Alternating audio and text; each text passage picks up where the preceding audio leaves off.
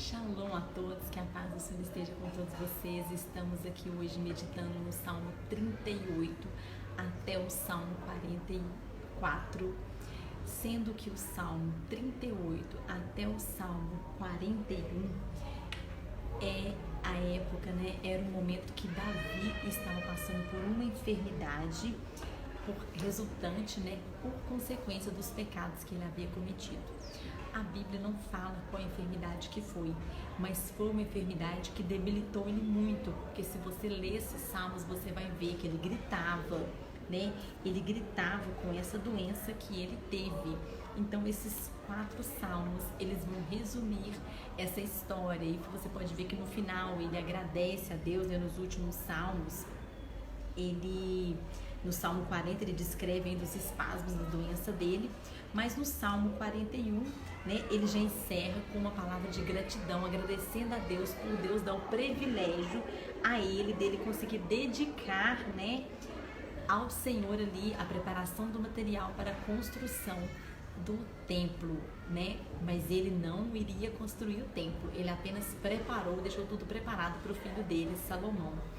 Porém, já nos Salmos, os Salmos de 1 a 41 foram escritos por Davi, porém os Salmos de 42 a 49 foram escritos, pelos filhos de Corá, e nós vamos ver alguns outros salmos que também foram escritos, por eles.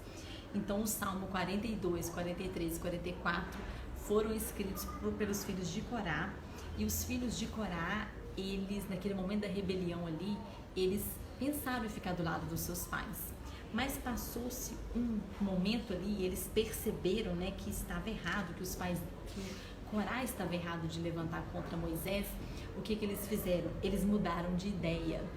E dizem que aconteceu um milagre muito grande, porque no meio daquele buraco ali que a terra foi engolindo, Corá, e foi engolindo as pessoas, Deus preparou um nicho, elevou-se um pedaço de terra no meio daquele abismo, segurando ali, os 3 filhos de Corá. Eles foram livres da morte, porque eles arrependeram, eles entenderam que o pai dele estava errado de levantar contra Moisés, e ali eles escreveram esses salmos.